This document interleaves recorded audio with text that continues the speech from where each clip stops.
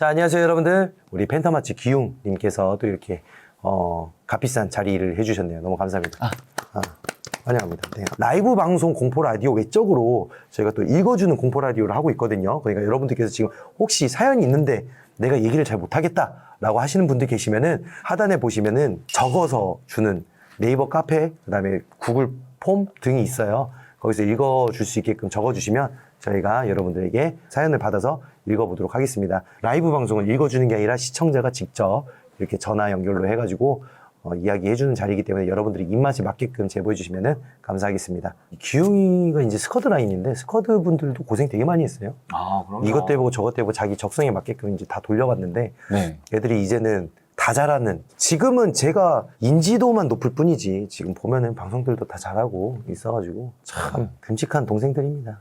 다 대장님 덕분입니다. 네. 그렇습니다. 또 이제 선배들이 이렇게 시행착오를 겪어왔기 때문에 그 뒤에 3기나 실버치가 시행착오가 좀 더 적어지지 않겠습니까?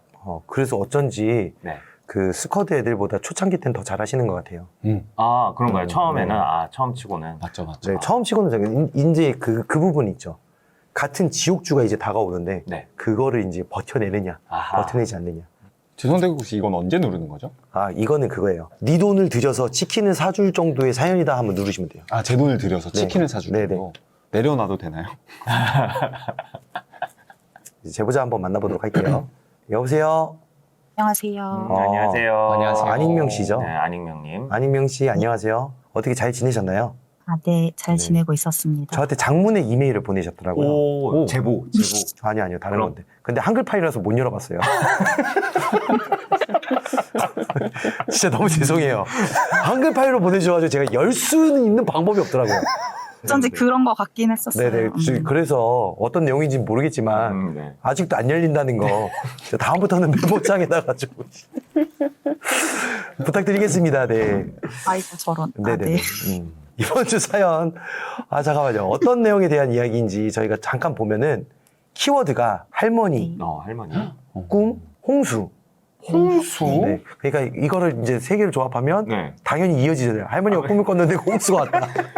그래서 대피할 수 있었다. 맞습니까?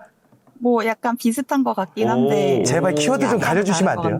아니, 근데 홍수라는 게 사실 네. 이런 물난리가 자주 겪게 되는 일은 아니잖아요. 그죠. 그렇죠. 신기하다. 저희가 이제 홍수 피해가 좀 많이 있었죠, 사실. 네. 저는 그 얘기를 좀 많이 들었어요. 90년대 때 물난리 때문에 저기 도봉구 쪽부터 해서 용마산 맞아요. 그리고 면목동까지. 그 중랑천 심하죠. 네네네네네. 그래서 그쪽 라인이 원래 이제 반지하가 많았었는데 그때 그 지하실에서 죽은 사람들이 되게 많다고. 네. 그래서 90년대 네네네네. 도봉구요? 네. 거기에요. 한글 파일 열어봤지. 그 내용 아닌데요? 와, 그래요? 그럼 똑같은 내용이에요? 오. 제가 아주 어렸을 적에 경험했던 이야기인데, 사실 시원님이 거기 지명을 딱 얘기를 하실지를 몰랐어가지고. 그때 유명했어요, 거기가. 진짜. 아니, 시신들 엄청 떠다니고. 촉이 엄청 좋다. 역시 사실. 윤촉. 와. 그래요. 너무 깜짝 놀랐. 괜찮아요. 그때 당시에 대한 이야기를 한번 들어볼까요? 자, 그러면 바로 시작해주세요. 큐! 액션!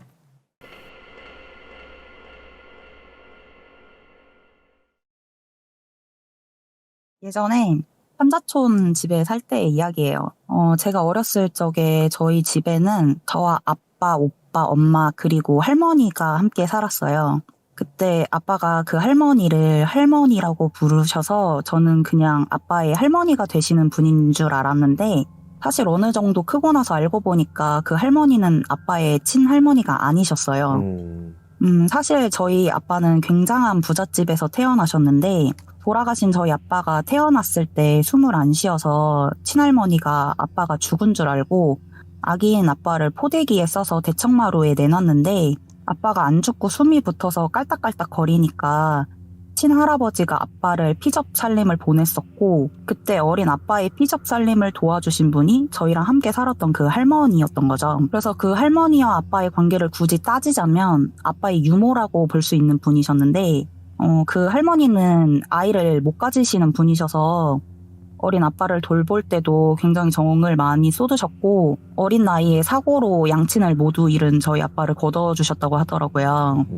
뭐 어린 아빠 부모님의 재산, 그러니까 친할머니와 친할아버지의 재산은 아빠의 외삼촌들이 들고 해외로 튀었는데 그 버린지 뭔지 그분들 자식들이 해외에 가서 풍토병으로 다 돌아가셨다고 들었어요. 아무튼 그런 복잡한 관계의 할머니셨는데 그 할머니께서 중풍이 오시면서 거동도 불편해지셨고 결국에는 치매까지 앓게 되셨어요. 근데 저희 아빠는 그런 할머니를 저희 집에 모셨어요. 저희 집도 생활이 넉넉한 건 아니었지만 아빠는 그게 본인의 도리라고 생각하셨던 것 같아요. 엄마도 그 할머니가 아빠의 친가족이 아니라는 사실을 알고 계셨지만 어린 나이에 고아가 될 뻔한 아빠를 거둬주신 분이니까 지극정성으로 그 할머니를 모셨던 거죠. 아무튼 그 할머니랑 꽤 오래 같이 살았었는데 사실 치매라는 게 기억이 오락가락하는 병이잖아요. 저는 아기라 그런 치매 증상이 뭔지 정확하게 모르긴 했었지만 그냥 할머니가 저를 기억하시는 날과 아닌 날이 있는 거구나 정도로 생각을 했던 것 같아요. 할머니 곁에서 제가 평소랑 다름없이 이렇게 놀고 있었는데 할머니가 저를 보면서 내가 죽어야 너네가 안 죽는데 이렇게 말씀을 하시는 거예요. 저는 그때 당시 어린 나이라 죽는다는 거에 대한 명확한 개념은 없었지만 함께하지 못한다는 건 어렴풋이 알았던 것 같아요. 그래서 할머니에게 할머니가 죽으면 우리가 왜 안 죽어? 할머니도 죽지 말고 우리도 안 죽고 같이 살면 되지 이렇게 말을 했는데 할머니가 저를 빤히 보시면서 내가 죽어야 너네가 안 죽는데 내가 죽어야 너네가 안 죽는데 이렇게 반복해서 말씀을 하시는 거예요. 그래서 어린 나이에 그게 무슨 의미인지도 모르겠고 할머니가 어느 날은 괜찮았다가 어느 날은 이상했다가 하셨으니까 그냥 오늘은 할머니가 좀 이상한 날이구나라고 생각을 했던 거죠. 그리고 저 말씀을 하시고 얼마 안 가서 할머니가 돌아가셨고 할머니가 돌아가시고 몇 달 지나지 않아 동네에 큰 홍수가 났어요. 그 집에 꽤 오래 살았지만 한 번도 장마철에 홍수가 난 적이 없던 동네였는데 갑작스럽게 하천이 범람해 버린 거죠. 엄마는 그날 새벽에 꿈을 하나 꾸셨다는데 저희 엄마가 독실한 기독교인이신데 꿈에 엄마가 막 기도를 하시면서 하나님 비 안 오게 해주세요, 안 오게 해주세요 이러고 기도를 했고 엄마가 본인도 모르게 왜 내가 비 오지 말아달라고 기도를 하는 거지 싶어서 이제 퍼뜩 잠에서 깼는데 어디서 꿀럭꿀럭 하는 소리가 나더래요. 원래 할머니가 돌아가시기 전에는 저랑 오빠랑 엄마 아빠가 한 방에서 지내고 할머니 혼자 작은 방을 쓰셨는데 할머니가 돌아가시고 나서는 저랑 오빠가 같은 방을 썼었거든요. 근데 오빠도 항상 엄마 옆에서 자던 버릇이 있으니까 밤에 이제 화장실을 갔다가 그대로 엄마 옆에서 잠들었던 거고 저는 한 번 잠들면 깨지 않는 편이라서 저 혼자 그냥 세상 모르고 그 방에서 자고 있었던 거죠. 엄마는 이제 꿀럭꿀럭 거리는 소리를 들으시고 밖에 나가보셨는데 이제 현관문 쪽에서 물이 막 들어차고 있던 거죠. 엄마는 너무 놀라서 아빠를 깨웠고 아빠는 심각한 상황에 오빠를 둘러매고 혼자 잠들어 있는 저를 급하게 깨워서 어깨에 둘러매셨죠. 저는 잠결에 놀라서 아빠 품에 안겼던 그날이 아직도 너무 생생해요. 아빠 품에 안겨서 본 집 안에는 온통 물천지고 이미 방 안은 아빠 종아리까지 물이 차오른 상태여서 부엌에 냉장고는 쓰러져서 둥둥 떠다니고 밖으로 나갈 수 있는 딱 하나뿐인 현관문 사이로는 누런물이 계속 쏟아져서 들어오고 아빠는 저희 남매를 둘러매고 엄마와 함께 그 집안을 빠져나가기 위해서 문을 막 여시기 시작했는데 문이 안 열리는 거예요. 아빠가 정말 여러 번 문을 열려고 시도했지만 수압 때문인지 문은 계속 안 열리고 아빠 품매에 안겨있는 제 다리에도 차가운 빗물들이 느껴지는 그런 상황이었어요. 물이 점점 차오르고 있는 그런 상황에 아빠가 정말 초인적인 힘으로 문을 부셔버리면서 저희 가족은 그 집안에서 극적으로 탈출을 했어요. 그날 깨진 유리 파편에 찔려서 피 흘리던 아빠 다리도 너무 생생하네요. 그날 그 홍수로 할머니들 중 몇몇 분들은 집안에서 빠져나오지 못해 돌아가셨고 꽤 많은 이재민이 생겼다고 들었어요.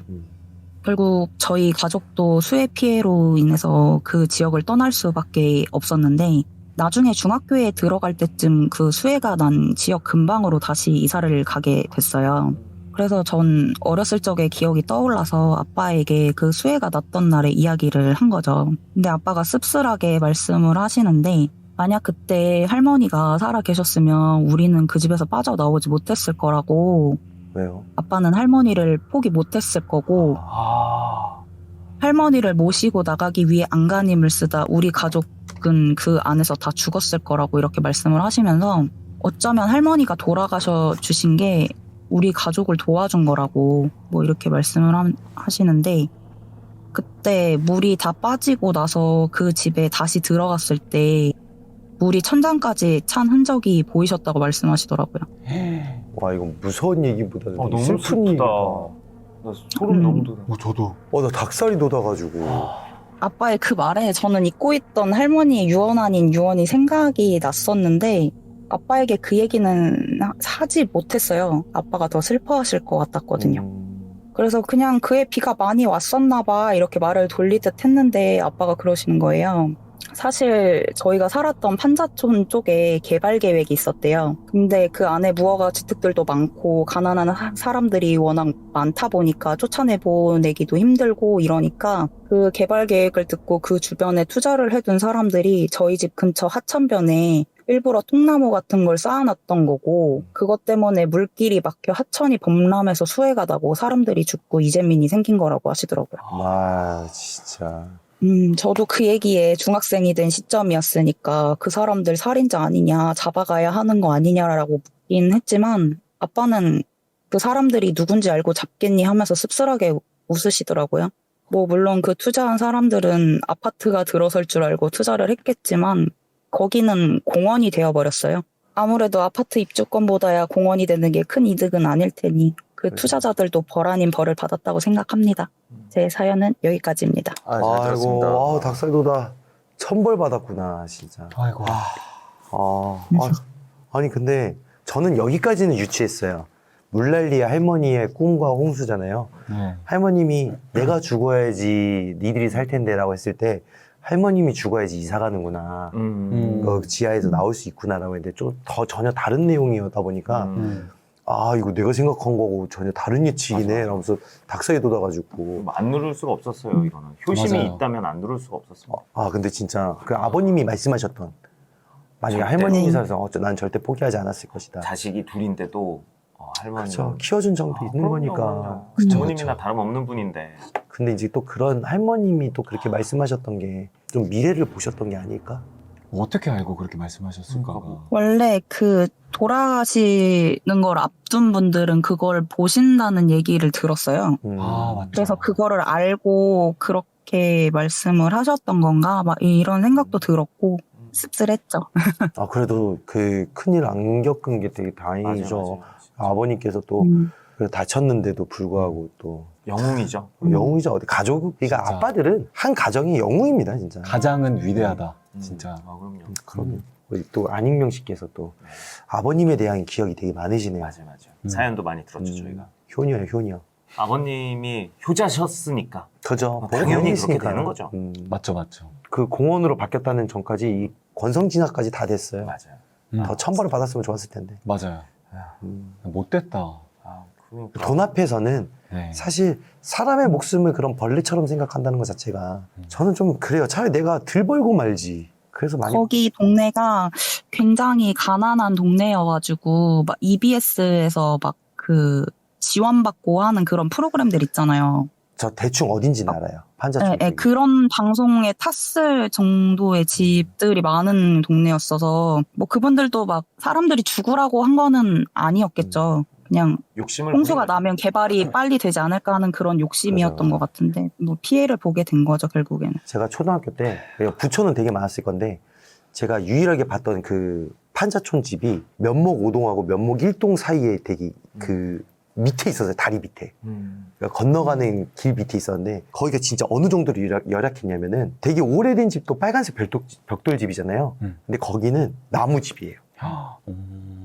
얇은 나무. 합판으로 만든. 네네네네. 나무하고 그다음에 비닐봉다리로 지어진 집. 아무튼 뭐 우리 안익명 씨 사연 정말 잘 들었고 안익명 씨 저한테 DM 하나 보내주세요. DM이요? 네네. 이거 그 디스코드 DM 보내주시면 저희가 3불이 떴기 때문에 네, 가장 먹고 싶은 치킨이 뭔지 한글 파일로.